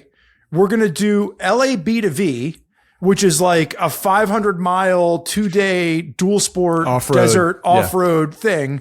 Right. I'm going to show up in Las Vegas, and this young man has to come to Las Vegas to get the bike. So I brought the bike to the town that he was in. And I was then like, I'm not going to give it to you here. Instead, I'm going to risk it because I want to do LA B to V, not in a Ural, which Abhi and I have done before. But so then Abhi borrows an Africa Twin. We do LA B to V.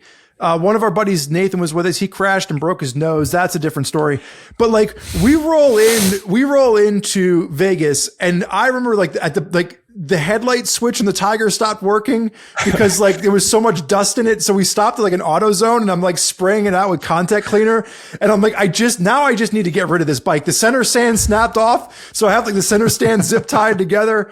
And you sold this kid for $15,000. And I sold. So anyway, I get to the parking lot. It's covered in dirt. I handed him a box of spare parts and like all the takeoffs, and he gave me $9,000 for it. And so like I bought it for 10. I put almost 20,000 miles on it, or maybe like 18,000 miles on it over the course of 3 years.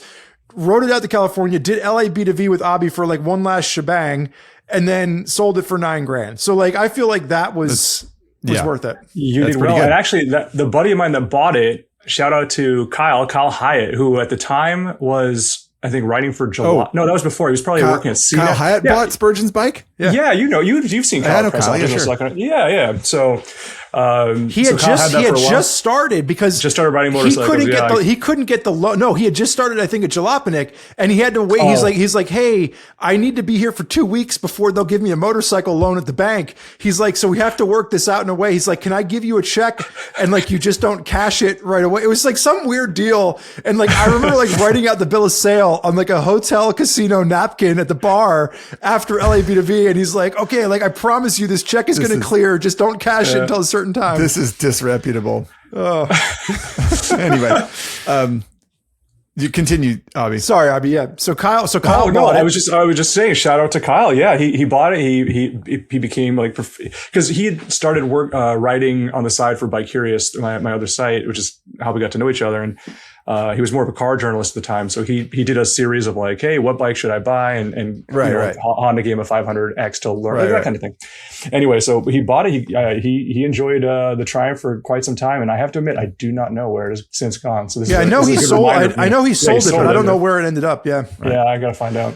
All right. So what about you, Abhi? Do you have you professionally buy and flip bikes? In fact, this could be an Iconic thing too. Like maybe you got a shipping container from South Africa that had some random bike stuffed in the back, and you end up paying $2,500 for it and sold it for $25,000. I don't know. Do you got any Cinderella stories like that? It's funny. I'm wondering if we've talked about this before. We've brought in maybe 4 containers worth of bikes from South Africa over the years. So I don't know if this is like something that you and I have talked about, or just a lucky guess on your part. But God, it almost feels like, yes, because we do this for a living, there's definitely been some good stories here and there. And it helps that we have, there's been some. There's been plenty of big losses too. But you just kind of cost average it out and have some fun with it. We're very fortunate that we have a really wonderful service team as well. So you can get a bike for cheap because it doesn't run or because it's been neglected or whatever, and then bring it back to life and do that. I almost... there's a few I can't even really. Well, then it could be a personal one. Yeah, anything from your personal garage? I almost feel, it's like in the motorcycling world, no, because I have a bad habit where I'll just run something into the ground before I'll sell it usually. But that's okay. This can be doesn't have to be a motorcycle. Like you did mention cars and stuff. So I think my hot air balloon would be impressive. My senior year of college, I traded a laptop that was probably worth $200-$300 for a 1966 Dodge D200 pickup truck. Oh, I'm going to Google it. Oh yeah. We called it Daisy. It was an ex-military truck out of Virginia. So it definitely had its share of rust. Wow. But for $200, I was like, sure, why not? And it was a few of my friends at the time I was driving, I'm going to get some crap for this. I was driving a Honda Del Sol. Why would you get crap for that? That's one of my favorite cars that you've owned. It's a great car. It's one of like 3 cars I've owned. Yeah. I haven't had a car in, 15 years or something like that. Wow. Okay. Well, anyway, $200 or a laptop's worth for Daisy the Dodge pickup. Daisy the Dodge pickup, because I had a bunch of friends. The Del Sol. The reason I brought up the Del Sol is it was a stick shift. So anytime I would like go out with a friend or something like that, they'd be like, "Oh, could you teach me how to drive a stick shift?" Yeah, but I'm not doing it on this. This is my daily transportation. I need to get around. So I had a bunch of friends that were always like, "Hey, let's just all throw in a $50, whatever. We'll buy some cheap beater, and then Abhi will teach us how to drive a stick." And sure. No one took it seriously, I guess, but I thought it was a great idea. So I just had this extra laptop and I went on Craigslist and just hit up everyone with a cheap stick shift car. Like, would you trade for this? Would you trade for this? And eventually a nurse at Newport Beach Hospital said, yeah, I got this pickup truck. The gas mileage is so bad, I don't use it anymore. I just take the bus to work. So come on down. And I traded for it, and it had a granny gear. So it was perfect for teaching people how to drive a stick. Wow. Drove it around for a year. And then I sold it for like $1,500. I'm surprised, Holy dude. cow. Like it's funny how like technology doesn't age well, right? Like usually laptops fall off a cliff pretty quickly. Yeah. I would imagine that would have been a pretty good deal for you in the end of appreciation. Well, I can't do the math. What is that? 800%? That's a pretty $200 to $1,500. I don't know how to do math. And plus all the priceless memories. Exactly, all those memories. Wow. Yeah. Well, that's a pretty sweet flip. I would have bought a D200 off you for $1,500. It's hard to. Those are definitely appreciated. Mine was admittedly rough, but it's one of two vehicles in my life where I'm like, I would overpay to get that one back right now for sure. Yeah. Interesting. Wow. Well, speaking about overpaying. Exactly. It's not really a segue, but no, it's a good pivot into the listener email, which we wanted to address while we have you on the line, Abhi, instead of. Did you wait? I'm sorry, Zach. Did you have a deal that you wanted to talk about? That was you bought low, sold high. Well, I just sold my old Tacoma, which I bought what year? I bought a 2003. Okay. 2003 Tacoma, SR5, 2-wheel drive, 4-cylinder, extra cab, lovely little truck. Bought it in 2015, maybe, for like $7,500, I think. And I just sold it for like 10 grand, earlier this year. So didn't quite make my registration fees back or insurance fees back, I don't think. But yeah, that was pretty satisfying. I gotta say, like I owned the thing for 11 years, and made like a few grand on it, which like Tacomas are just one of those vehicles that like, that you just, that again, it's almost it's the DRZ SM of the auto world, where it's just like, people are just like, whatever, 150,000 miles, like slight cosmetic damage, 12 grand. And you're like, what? Dude, I bought a 20-year-old truck. Like I have a 13 that I bought 9 years ago with 20,000 miles on it. I paid $21,000, and I now have 170,000 miles on it, and I could turn around and sell it for $20,000. It's like, I don't understand how these things, I mean, I'm happy. I'm on the receiving end, but like, I don't get it. Well, this is why, like when I bought my Tacoma, someone was like, why don't you buy a Ford Ranger? Why don't you buy a Nissan Frontier? And I was like, because I think 10 years down the road, future Zach is really going to like this. Yeah. Anyway. All right. So, we are all handsome and wealthy and very good investors, that's a good way to end. Glad we could, except for Spurgeon and I with our KTMs. Yeah. So Antonio sent us an email.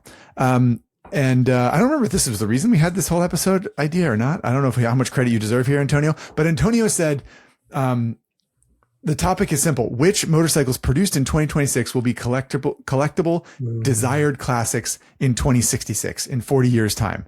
Of course, an answer nobody knows, but it's fun to speculate. So do either of you, I mean, we started this whole discussion about the Suzuki SV-7 GX, which I think will more reflect the fate of the V-Strom 1000 in 40 years time, if I had to guess. But what about right now?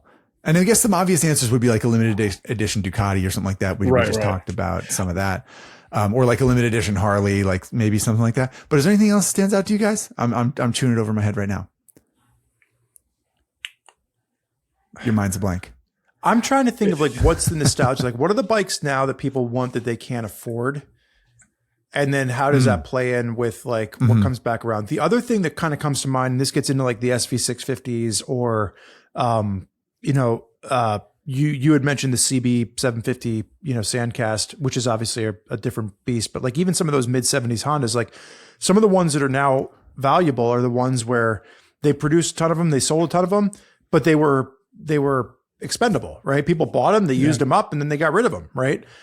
So that's where I'm thinking. Like I'm thinking about like the monkey bikes in Honda's lineup, right? Like our Groms or The little 125 engine platform is going to be worth something. But aren't they just going to, like, in 2066, they're just going to be still cranking out Groms with the same engine in it, and no one's going to care.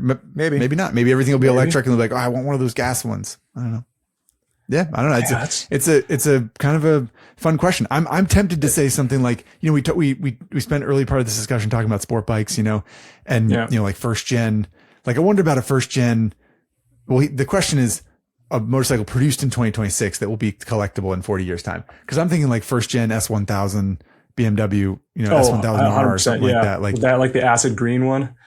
Yeah, that sort of like vomit like weird green yellow looking one. Yeah, I think that definitely would be one. Asymmetrical headlights. Like, that feels like a bike that could be. Granted, that's 15 years old now, so maybe that's not what this person Antonio was talking about. 2026 specifically is officially the last year of the R6 race in the US. I think they only brought in 100. And I want like MSRP is 13.5 ish or that kind of change. Which. It's an R6. Yeah, if you're actually going to track the thing or race the thing, you can pick up a used one that's already had some mods done or whatever. But it's the last year you're going to be able to buy one in the US. And I think, 40 years from now, when people look fondly back on they might even remember what an R6 is 40 years from now. But I know like us three and plenty of the listeners. Yeah, we'll be like, I tell you, 15. Remember them back then? Yeah, exactly.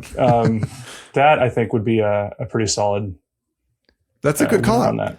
I'm trying to think of like, I don't know if, because you called out the R9T and that's sort of like, and that's only a decade or so old.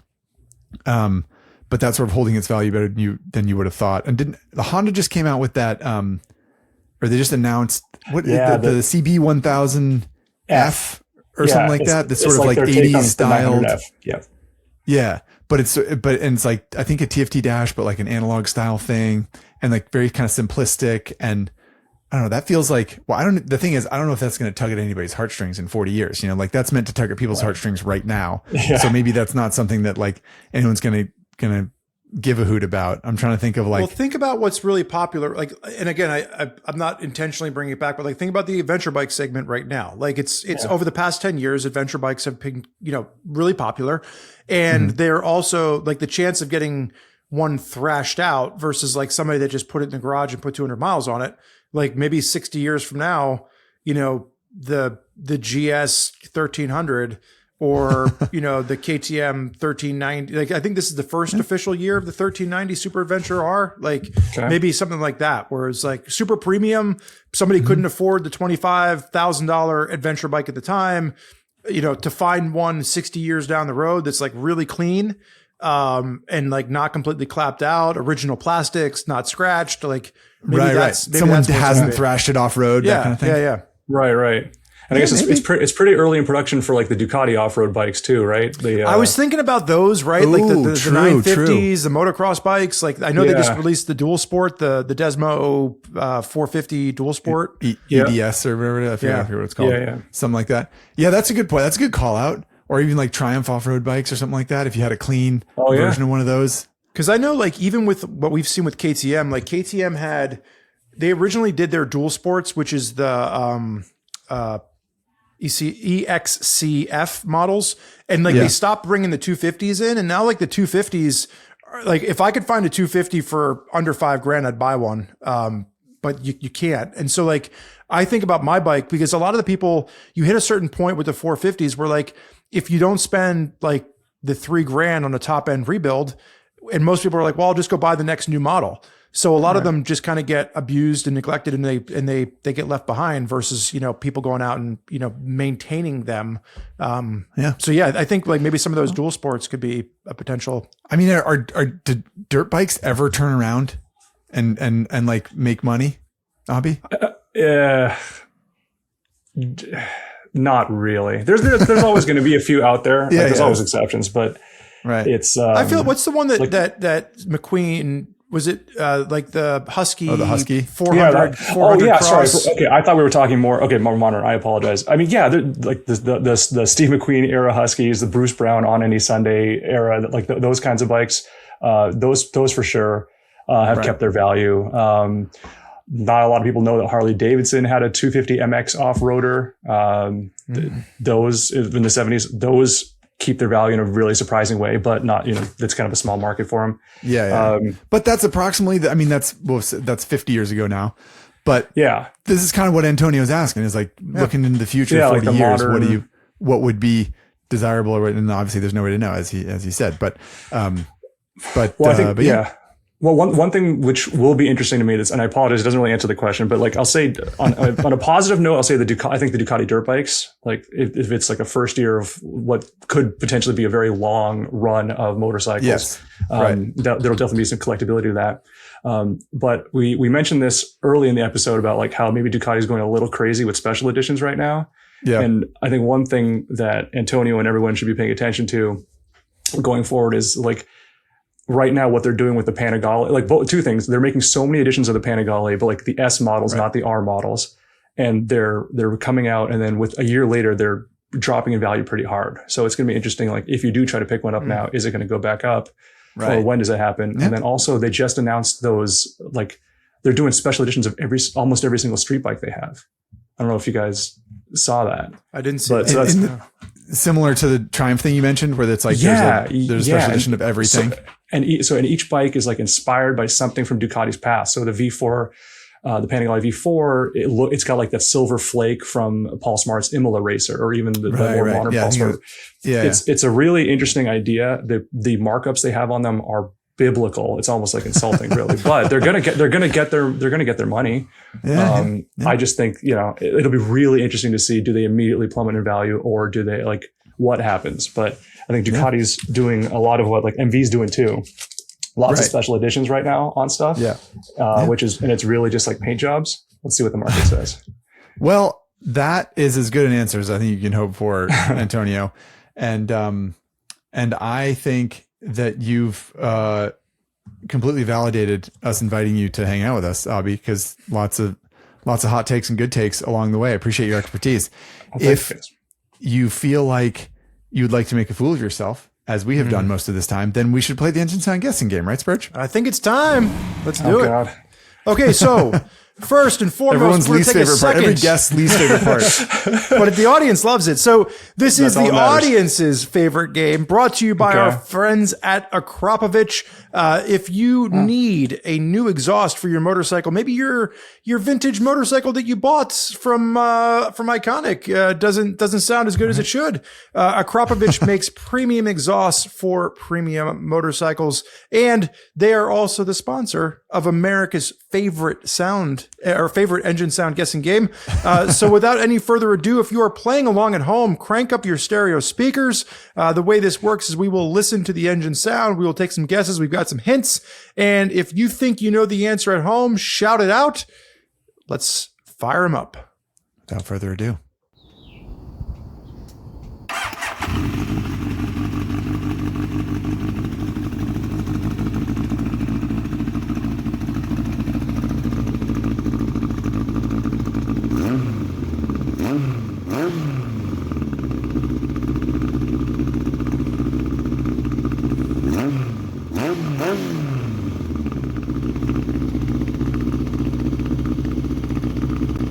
Oh, interesting. I'm getting a little, I got like when the revs hit, I was like, ooh, I don't know what it is. I don't know what the answer is, but I feel like I've heard it before, and it feels it's stirring something up inside me. Anybody, what do you got? How many cylinders? I heard a bird in the beginning, and then the bird got drowned out. Birds are very pretty. Yeah. It sounds like they live in a nice neighborhood. What? How many cylinders are you hearing, Abhi? At first, I thought 3. I'm hearing 4. Is my guess. I think 4 as well. What about you, Spurge? Do you think it's a triple or a 4? I'm not going to go against the grain here. I will say 4. I'll play nicely. Yeah. Okay. It's sporty. We're not. This is not a square aerial from the 1950s. It's not. But it does have it got a vintage twang, I think. Anybody else getting that? I'm not hearing Did you hear fuel pump? I don't. Oh, that's interesting. Oh, I think it sounds oldish. I think you're right. Like a 70s, 80s inline four, like what would have been a sport bike from the time, kind of with like a Kirker or a Bassani exhaust or something. Yeah, exactly. Yeah, Kirker exhaust on me. Okay, so Spurjo, give us a hint. Are we ready for a hint? I think we can do one hint. Let's Right? do it. Let's do a hint. And we do have Chase, producer Chase, let us know we do have 3 hints today. So goodness. we'll do the first hint, and then we will listen one last time for the audience, because the audience needs to hear it again, not because not Abhi us. does. No, obviously. Yeah. All right. First hint. Give me 1 second here. As I scroll down, this is an inline 4, or this inline 4 has sold on Iconic Motorbike Auctions for anywhere between $3,500 and $16,500. So a wide range. Ooh. This is an inline. It's an inline 4. Okay. That has sold on Iconic for anywhere between $3,500 and $16,500. Okay. Well, that's going to give you a hint more than it's giving us a hint, Abhi. I mean, that's a huge spread, so. Obviously. It is a huge spread, but it does make me feel better about my initial like 70s, 80s, like a Honda CB900F or like a Suzuki West Coulee GS1000, like something. What's a Suzuki West Coulee? A Suzuki GS1000S, really cool bike. Okay. It would have been like 80 or so. West Coulee races it in AMA, and Suzuki, they never officially called it the West Coulee, but it was the GS1000S with a red S at the end of the side cover, was the sporty version of that lineup. And because it looked like Wes's bike, everyone, the public called it the West Coulee replica. That looks cool. Right. Okay. All right. So, but also like that era, we were talking Kawasaki GPZ. Yeah. Or KZ. Yeah. Yeah. KZ or GPZ 900 or something would be the 80. That's GPZ 900 is the Top Gun, the one that the bike that Tom Cruise rode in the original Top Gun. Those were inline 4, like early days of sport bikes. Kind of, right? Yeah, absolutely. Okay. All right, okay. So let's take a listen. One more listen, and then we'll do another hint. All right, let's take a hint. We got 2 more hints. Okay.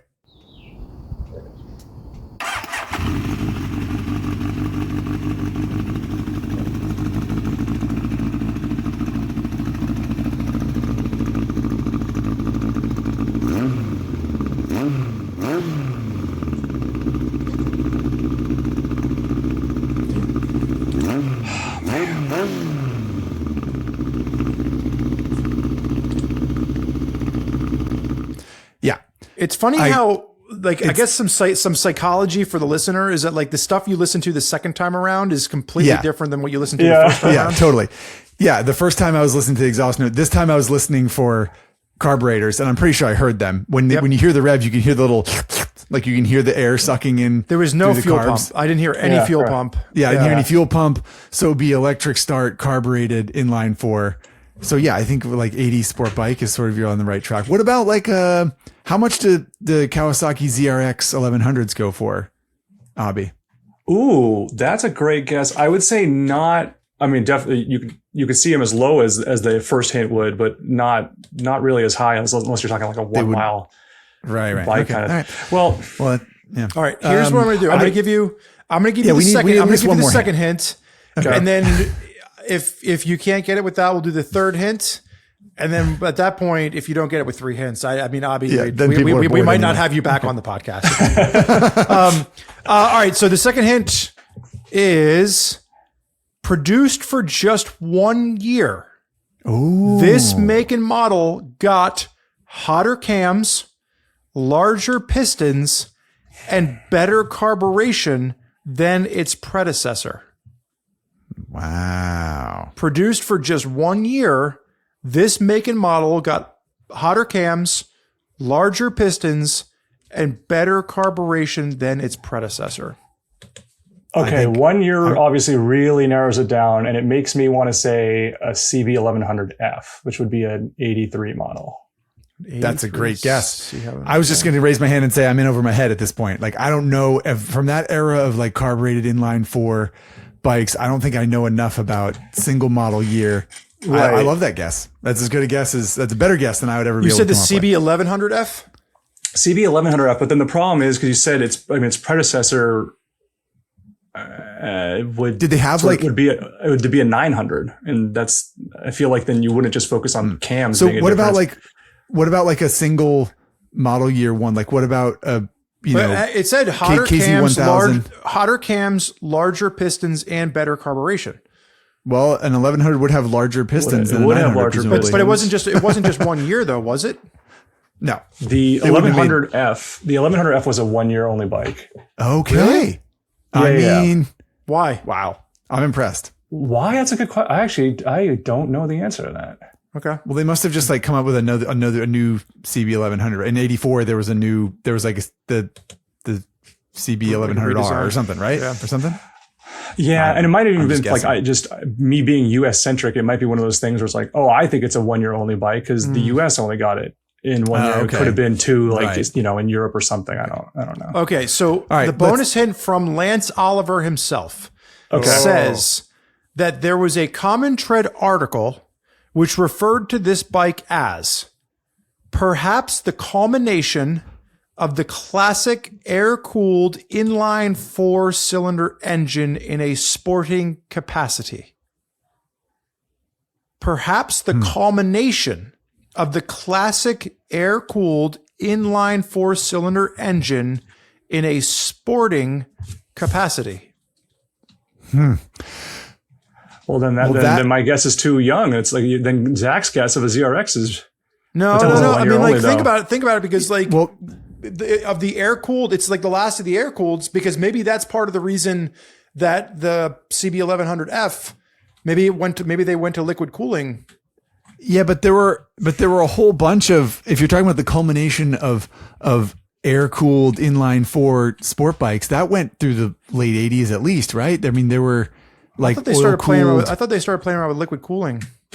They did. I mean, yeah, they did for sure. Oh yeah, But wasn't the first some were GSXR ahead than other. Yeah, I don't know. First GSXR would have been water cooled, would have been liquid cooled. But I'm saying there were air cooling went beyond that though. Yeah, but I feel like if I'm reading Lance's thing wait. here, like culmination of sporting capacity, like once they might have continued to make air cooled bikes, but like the sporting focus shifted to liquid cooled.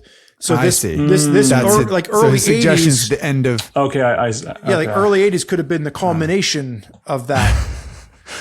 well, I don't have my brain's not big enough to have all that information in there. I think we've talked about all the bikes that I can think of, really, aside from all the like specific models of the end of that era of sport bikes when air oil cooled engines were the thing still, before everything went liquid cooled. I don't know. Well, I can't think of it. I'm gonna stick with the 1100F, and it's I got some like sort that of, guess. I think it's a good guess. It's got a pipe on it. I'm gonna, just for fun, a Yosh pipe. All right, so I have scrolled down. I know the answer. Okay. Abhi, it's a good thing you didn't change your answer, because it's a 1983 Honda CB1100F. That is unbelievable. He totally redeemed yourself. Third time is the charm. I have failed at the engine thing the first two times. That was your guess. So this one means a lot. This one means a lot to me. So we should start giving out like little bowling trophies when someone actually nails a bike right on the head. Producer Chase, make a note to put that in there. Okay, so Chase, put back in what you just deleted. I'm watching you in the document. Producer Chase, put thank you. Okay, so very far from stock. It has a Yoshimura exhaust on it and CR carbs. He even called the exhaust? I know. So 108 horsepower, top speed of 144 miles an hour. Some of the notes that Chase is writing that he thinks might be wrong.